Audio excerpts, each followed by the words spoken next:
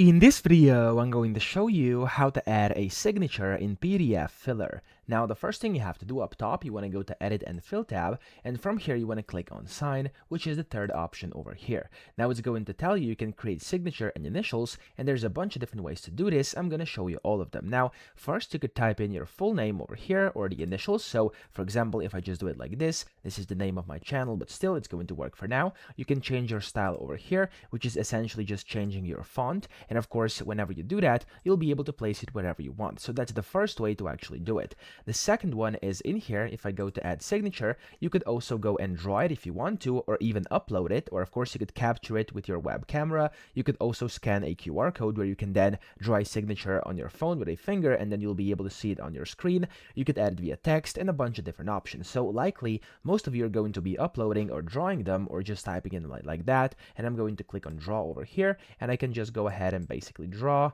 like this instant. Okay, let's say that works. And you could go and change the color, the thickness, kind of the tapered or simple line here. Then you can click on save and sign, and again you can go ahead and place this wherever you want, and then resize it, move it around, whatever you want to do. And that's pretty much how you achieve this. So I hope this video helped you out. If it did, please subscribe to the channel and help me out as well.